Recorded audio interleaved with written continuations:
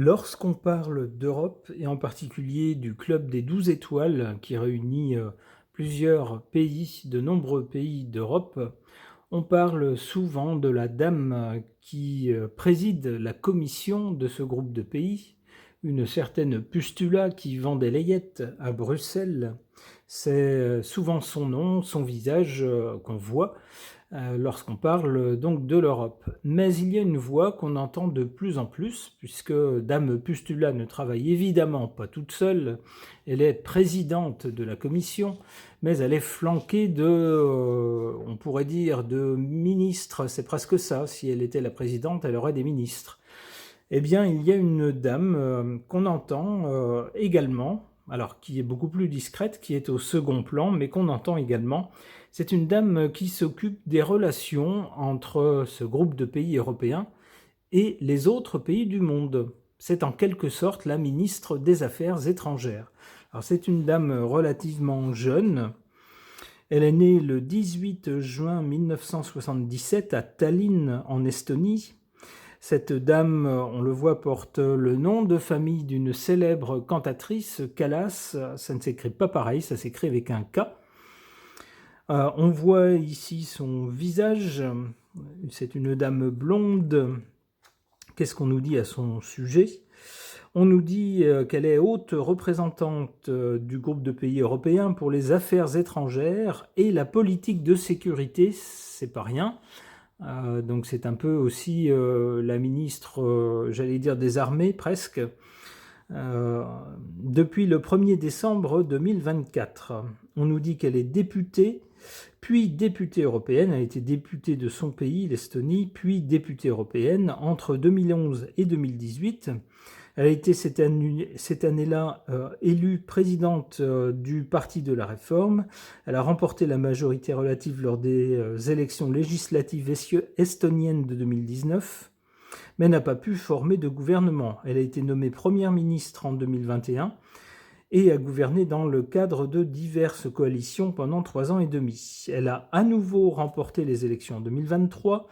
En 2024, elle a renoncé à diriger le gouvernement estonien pour prendre la direction de la diplomatie de l'Union des pays d'Europe, pour travailler auprès de notre chère Pustula. Alors, on nous dit concernant ses origines familiales qu'elle est la fille de l'ancien Premier ministre d'Estonie qui fut également commissaire européen.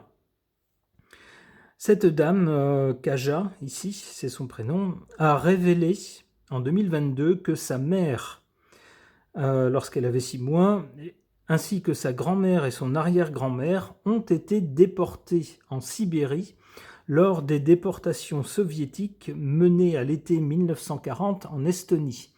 Alors cette partie est importante parce qu'une des critiques qui est faite de nos jours à cette dame, ici, c'est d'avoir comme idée fixe la menace russe, la soi-disant menace russe. Eh bien, lorsqu'on lit sa biographie, puisque sa mère, sa grand-mère et son arrière-grand-mère ont été déportés par les Russes, évidemment, on imagine, on comprend pourquoi ça l'obsède. Pourquoi la Russie, c'est son obsession. Alors c'est une des critiques qui lui est faite, c'est-à-dire que c'est quelqu'un qui ne serait dans le groupe des pays européens que pour se prémunir des Russes. C'est son idée fixe, c'est son obsession. Le reste l'intéresserait, je mets ça au conditionnel, moins. Alors on nous dit que son grand-père fut l'un des fondateurs de la République d'Estonie, un des fondateurs de la Ligue de défense estonienne et qu'il a dirigé la police de sécurité et de renseignement en 1921. De cette dame, on nous dit qu'il a épousé un homme d'affaires et personnalité politique qui était ministre des Finances et qu'ils ont un fils. Elle a ensuite divorcé de ce monsieur, elle s'est remariée ensuite avec un monsieur qui est banquier et investisseur. Bon, donc on voit que c'est quelqu'un qui est... alors ensuite on nous détaille son parcours politique, mais on a à peu près survolé la biographie de cette dame. Alors moi, j'aimerais maintenant interroger les cartes pour voir ce qu'elles m'en suggèrent. J'interroge mon oracle des personnages.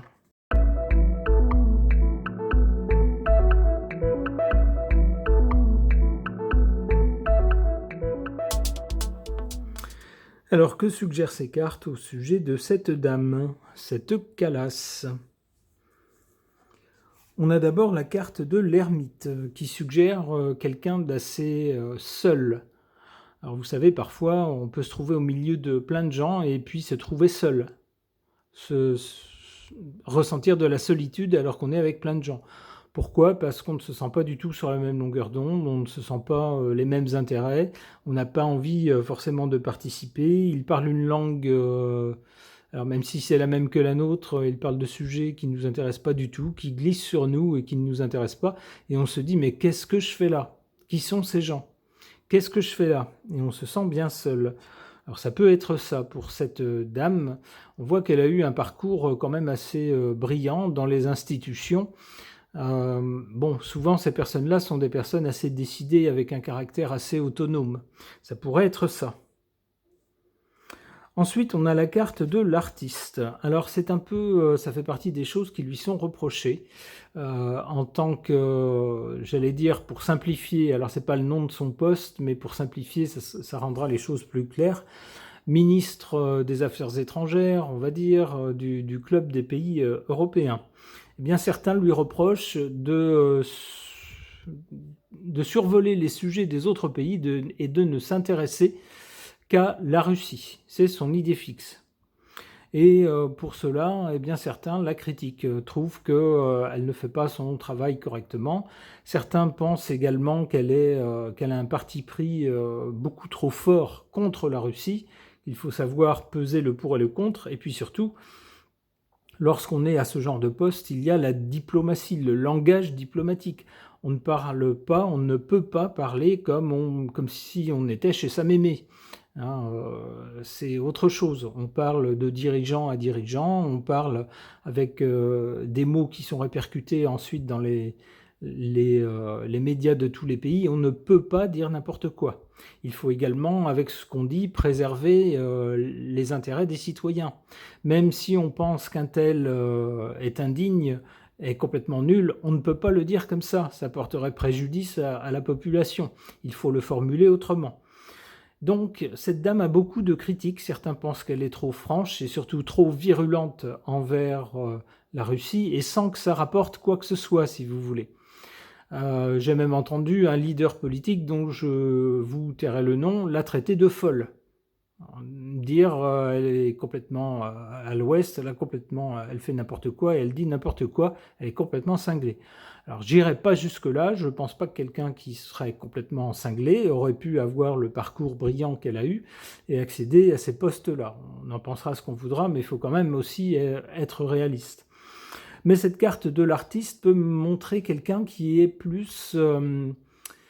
comment dire, qui, au lieu de s'en tenir à des choses intelligentes, cartésiennes, à la raison, des choses raisonnables, sages, va plutôt se laisser emporter par son sentiment, son tempérament.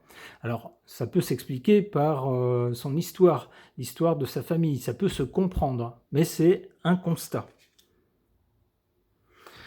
Alors, en revanche, du côté de l'avenir, on a cette carte du zen, ou de la personne zen.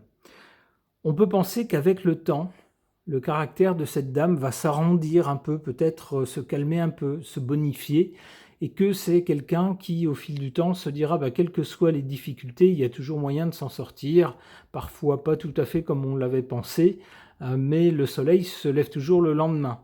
L'époque de l'Union soviétique, c'est fini et bien fini maintenant.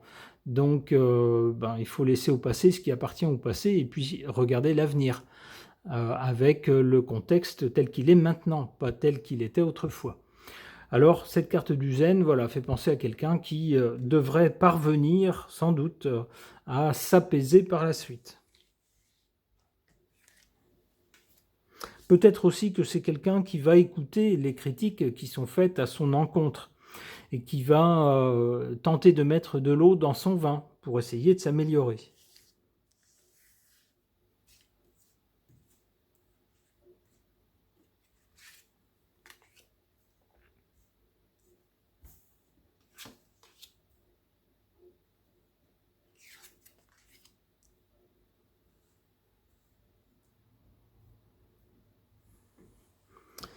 Alors en carte défavorable, la carte du parent.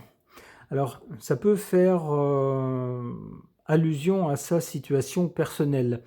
On a vu dans sa biographie que c'est quelqu'un qui a connu plusieurs unions avec plusieurs enfants. Alors ça crée des familles qui sont complètement éclatées puisque les conjoints avec lesquels elle a été sont des gens qui soit avaient des enfants avant, soit ont eu des enfants par la suite. Alors au gré des désunions et des nouvelles unions, vous voyez, ça crée une notion de famille très très très éclatée. Ça ne favorise pas évidemment la qualité de parent. Alors d'autant moins lorsqu'on est quelqu'un qui arrive à ce niveau, qui est diplomate international et qui passe son temps à voyager entre différents endroits. Ça rend compliqué le fait de suivre ses enfants, le fait d'être auprès de ses enfants, les suivre au jour le jour.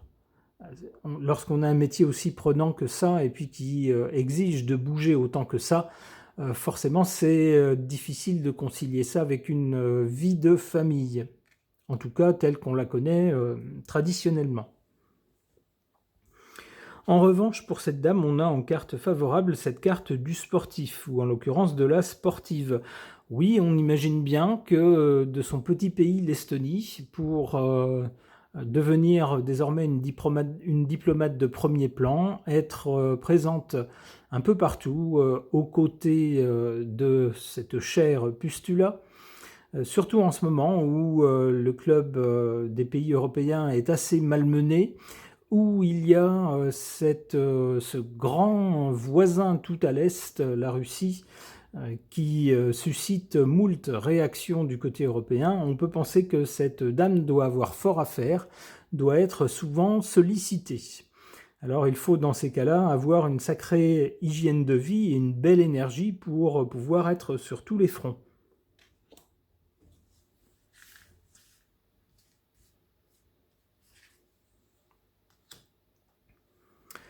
Bon, c'est pas vraiment une surprise lorsqu'on voit les personnes qui ont partagé ou qui partagent maintenant la vie de cette dame. On trouve ici cette carte de la businesswoman.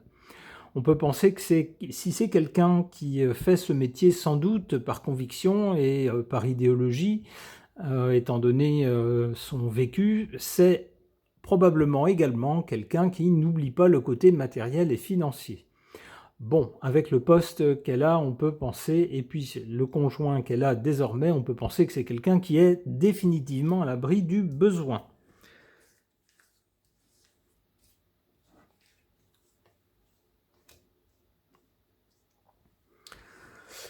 Cette carte du handicapé ou de la handicapée, alors je ne connais pas les handicaps possibles de cette dame, ça la concerne peut-être personnellement.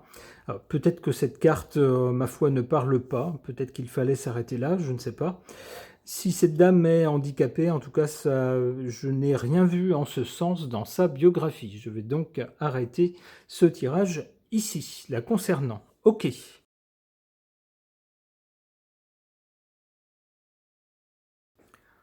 Concernant Madame Callas, non pas la cantatrice, mais la ministre des Affaires étrangères du Club européen, j'interroge cet oracle de Mercure.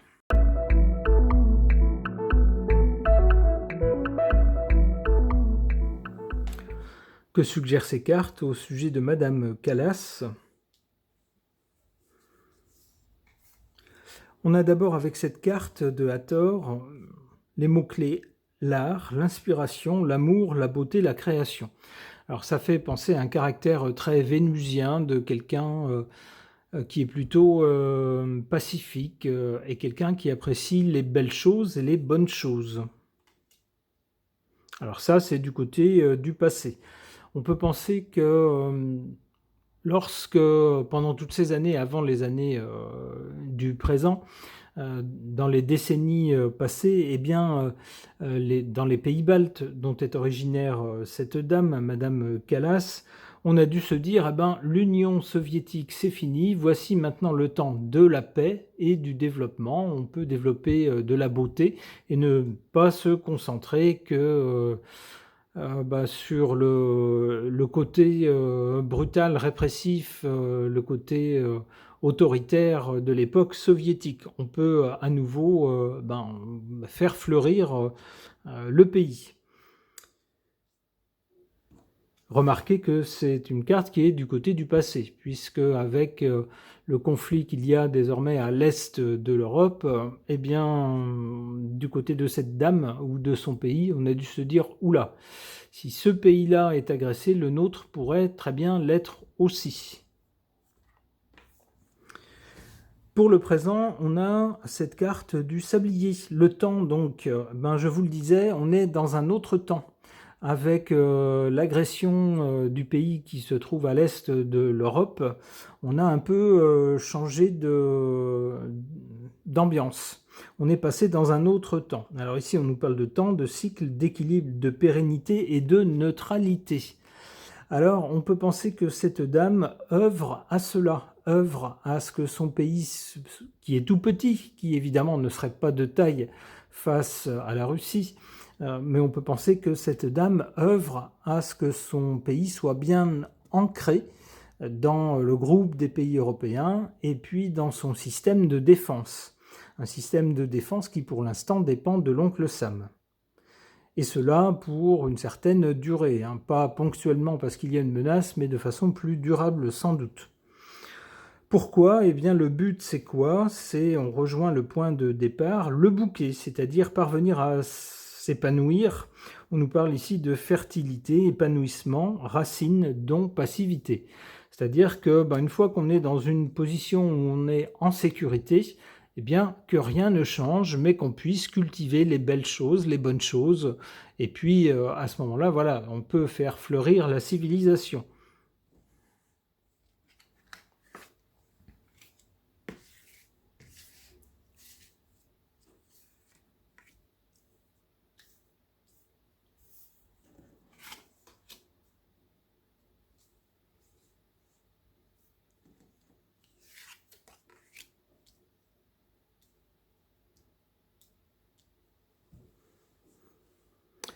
Alors pour cette dame en position défavorable, on a cette carte du parchemin qui nous parle d'études, d'intellect, de savoir, d'administration et d'écrit.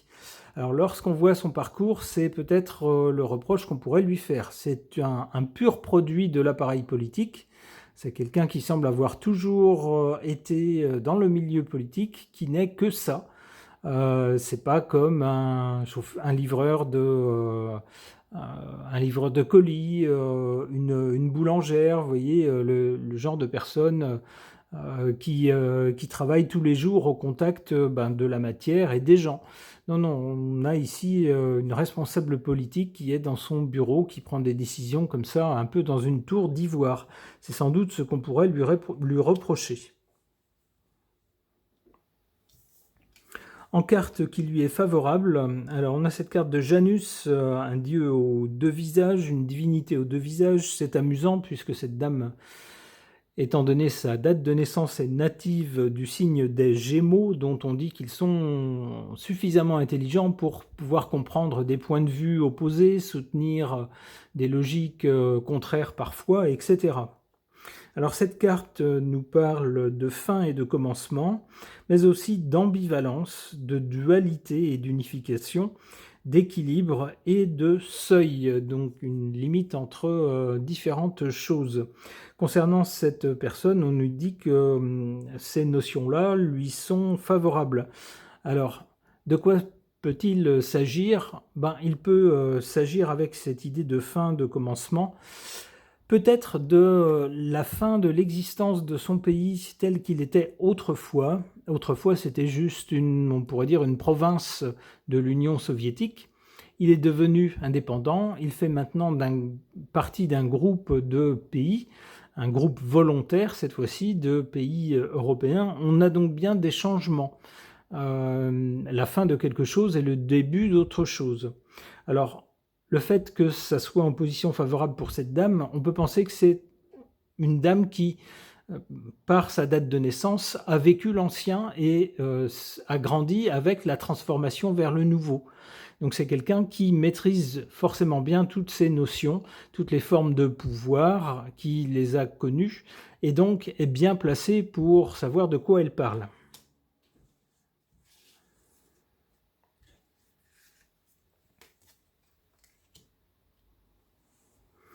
Bon, et ben une belle carte pour cette dame finalement. Qu'est-ce qu'on a ensuite après le bouquet qui nous parle d'un épanouissement plutôt de choses agréables par la suite pour elle? On a finalement le trône, pouvoir, responsabilité, rang, puissance, autorité. Elle y est déjà. Alors est-ce qu'elle montera même plus haut que ça? Je ne sais pas. En tout cas, elle semble promise à un bel avenir. Eh bien, ma foi, tant mieux pour elle. Ce tirage est maintenant terminé. Merci de l'avoir suivi.